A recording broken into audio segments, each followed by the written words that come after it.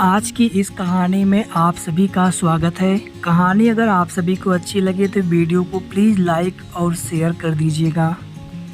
शुरू करते हैं आज की स्टोरी।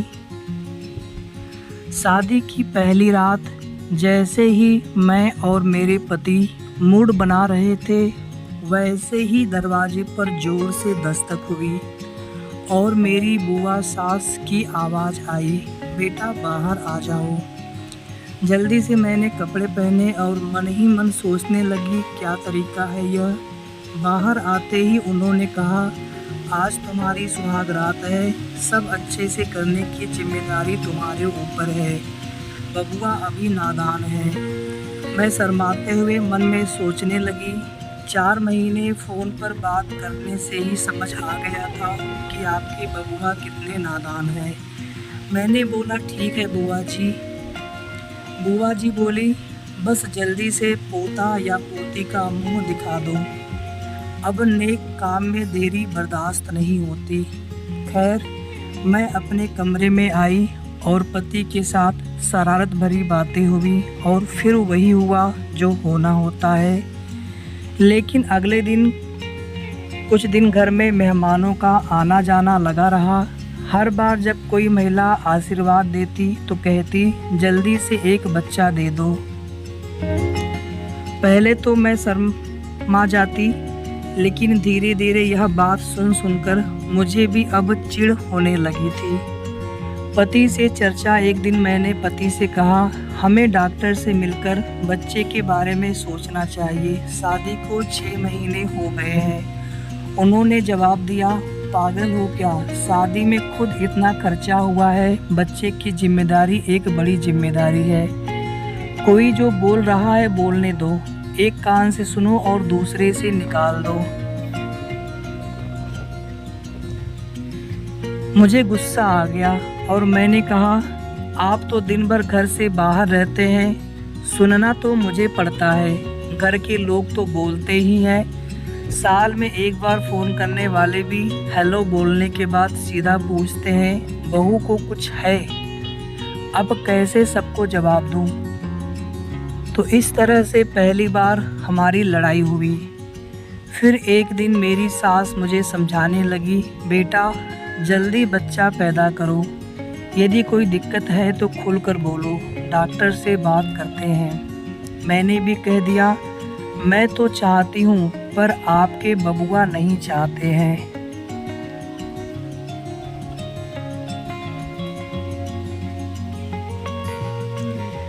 अब घर में बवाल मच गया। किसी तरह मेरे समझदार ससुर जी ने सबको समझाया और बात को ख़त्म किया। 2 से 3 दिन तो किसी ने कुछ नहीं कहा, लेकिन एक दिन शाम को फिर यही बात उठी। मेरे पति ने कहा, अभी मेरी कमाई इतनी नहीं है कि एक बच्चे की जिम्मेदारी ले सकूं।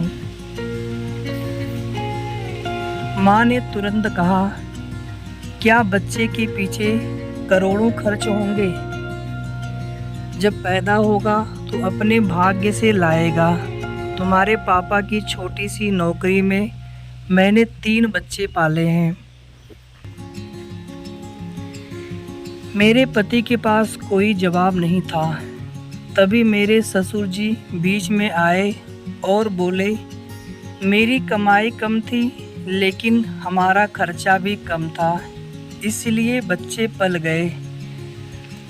पहले हमारी ज़रूरतें सीमित थीं, रोटी कपड़ा और मकान, इसके अलावा अन्य किसी चीज़ की ज़रूरत नहीं थी। लेकिन आज रोटी कपड़ा मकान और इंटरनेट जिंदा रहने के लिए ज़रूरी हो गए हैं। पहले एक फ़ोन से पूरा घर काम करता था, लेकिन आज जितने सदस्य उतने फ़ोन और उतना रिचार्ज। हमारे समय में स्कूल में 2 बच्चे पढ़ने पर एक को फुल फीस थी और एक को हाफ फीस। 3 पढ़ने पर 2 को फुल और एक की पूरी तरह माफ। स्कूल का काम सिर्फ पढ़ाई थी। ड्रेस किताबें कापी कहीं से भी ले सकते थे, लेकिन आज सब कुछ 4 गुने दाम पर लेना होता है उसी स्कूल से।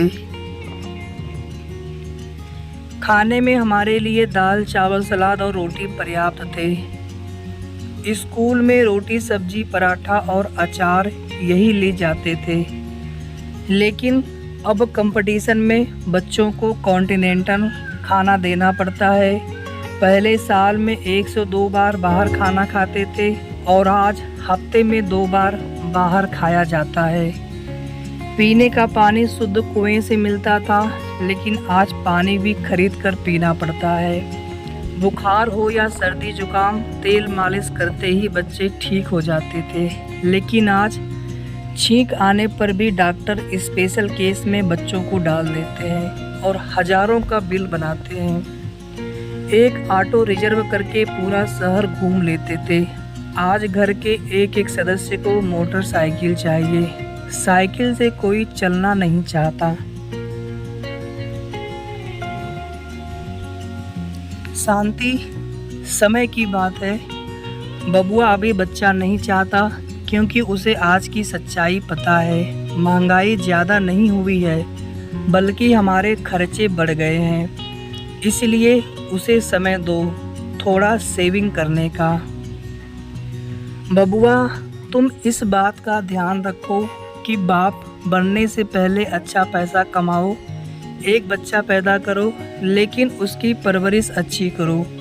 और सबसे ज़रूरी बात, समय रहते बच्चा पैदा करो, नहीं तो पता चला तुम्हारी रिटायरमेंट की उम्र हो रही है और तुम्हारा बच्चा 10वीं की परीक्षा दे रहा है।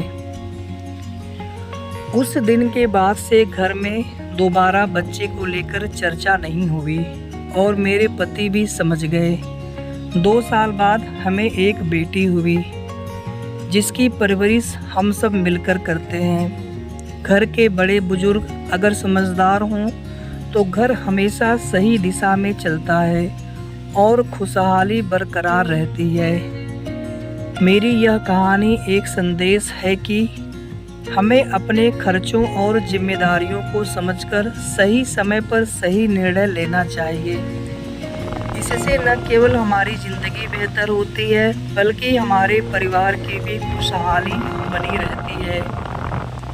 तो आप सभी को ये स्टोरी कैसी लगी कमेंट करके ज़रूर बताइएगा, और वीडियो को आप सभी प्लीज़ लाइक शेयर कर दें। और इसी तरह की अच्छी कहानियाँ सुनने के लिए अगर आपने अभी तक चैनल को सब्सक्राइब ना किया हो तो ज़रूर सब्सक्राइब कर लीजिए। और हमारे चैनल पर ढेर सारी पहले की अच्छी स्टोरीज, कहानियाँ, उनकी वीडियोज़ पड़ी हैं, आप उन्हें भी जा कर के ज़रूर सुनें। धन्यवाद।